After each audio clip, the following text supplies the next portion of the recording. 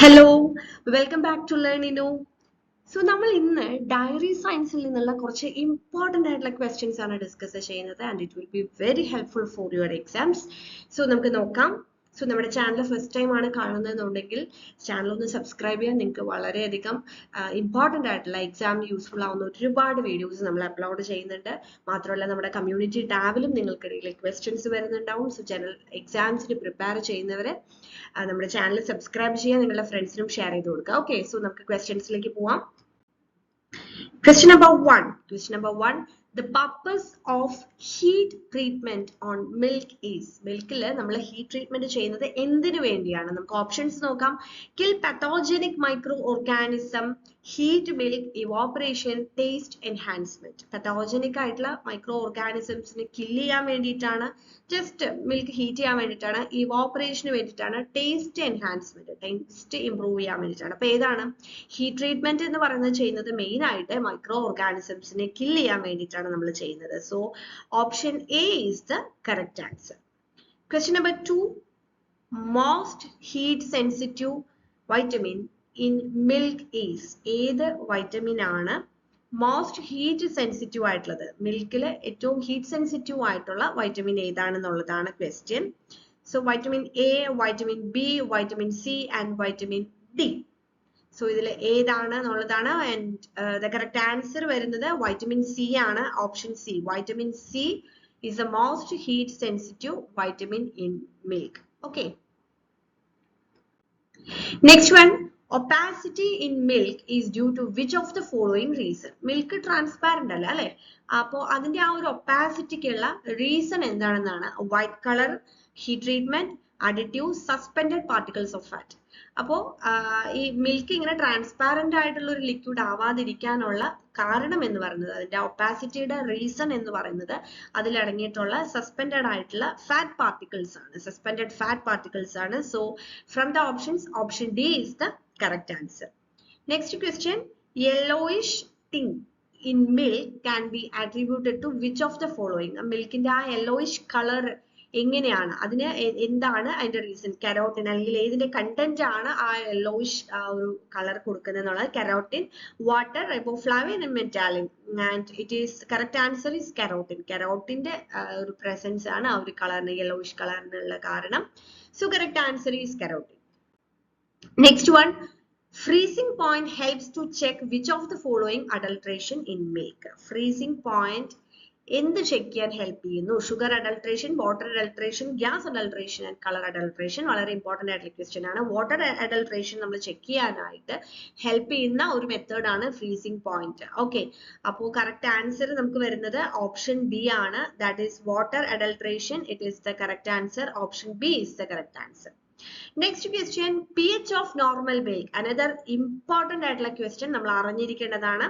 മിൽക്കിന്റെ pH എന്ന് പറയുന്നത് ഇവിടെ 25 ഡിഗ്രി സെൽഷ്യസ് പറഞ്ഞിട്ടുണ്ട്. 6.4 to 6.6, in between 6.4 to 6.6 ആയിരിക്കും അത് വരിക. ഓപ്ഷൻസിലേക്ക് നമുക്ക് നോക്കാം. 4, 4.3, 6.6 and 9. ഇതാണ് ഓപ്ഷൻ തന്നിരിക്കുന്നത്. അപ്പൊ 6.4 to 6.6 ഇടയിലുള്ള വാല്യൂ ആയിരിക്കും. So from the options we can choose option C. Option C is the correct answer. Next one. What is the freezing point of milk? അതേപോലെ തന്നെ ഇമ്പോർട്ടന്റ് ആയിട്ടുള്ള അടുത്തൊരു ക്വസ്റ്റ്യൻ, pH പോലെ തന്നെ ഇമ്പോർട്ടന്റ് ആയിട്ടുള്ള അടുത്തൊരു ക്വസ്റ്റ്യൻ ആണ്. What is the freezing point of milk? 0 degree Celsius, minus 0.5 degree Celsius, minus 1 degree Celsius, minus 1.55 degree Celsius. So മിൽക്കിന്റെ freezing point എന്ന് പറയുന്നത് minus 0.5 degree Celsius ആയിരിക്കും. So option B is the correct answer. Next question. What is the average boiling point of milk? മിൽക്കിന്റെ boiling point. ഇപ്പൊ നമ്മൾ freezing point ആണ് പറഞ്ഞത്. Boiling point എന്ന് പറയുന്നത് നമുക്ക് ചിലപ്പോൾ ഡിഗ്രി സെൽഷ്യസിൽ ചോദിക്കാം, അല്ലെങ്കിൽ ഫാരൻഹീറ്റിൽ ചോദിക്കാം. അപ്പോൾ ഡിഗ്രി സെൽഷ്യസിലാണ് ഇവിടെ ഓപ്ഷൻസ് തന്നിരിക്കുന്നത്. 100 to 101 degree Celsius, 105 to 110 degree Celsius, 115 to 117 degree Celsius and 102 to 105 degree Celsius. So മിൽക്കിന്റെ ബോയിലിംഗ് പോയിന്റ് എന്ന് പറയുന്നത് 100 ഡിഗ്രി സെൽഷ്യസ് ആണ് വരുന്നത്.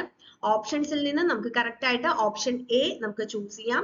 ഡിഗ്രി ഫാരൻഹീറ്റിലാണെന്നുണ്ടെങ്കിൽ 212 ആണ് വരുന്നത്, 212 ആണ് വരുന്നത് ഡിഗ്രി ഫാരൻഹീറ്റിലാണെങ്കിൽ. Okay, next question. What is the average specific gravity of normal whole milk at 16 degrees Celsius?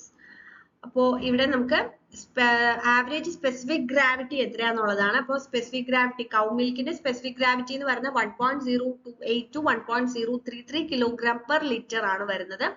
And it depends on the protein അല്ലെങ്കിൽ ഫാറ്റ് കണ്ടന്റിനെ ഡിപ്പെൻഡ് ചെയ്തിരിക്കും. അപ്പൊ നമുക്ക് തന്നിട്ടുള്ള ഓപ്ഷൻസിൽ നമുക്കിപ്പോ 0.903, 1.032, 1.582 ആൻഡ് 2.032 എന്ന് പറഞ്ഞിട്ടുണ്ട്. സോ ഈ ഒരു ഇൻ ബിറ്റ്വീൻ ഈ ഒരു റേഞ്ചിൽ നമുക്ക് വരുന്നത് 1.028 to 1.033 കിലോഗ്രാം പെർ ലിറ്റർ ആണ്. സോ നമുക്ക് ഓപ്ഷൻ ബി ചൂടാം. Okay, 1.032.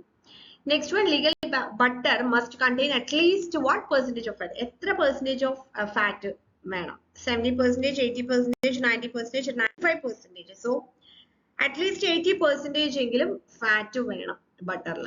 Option B is the correct answer.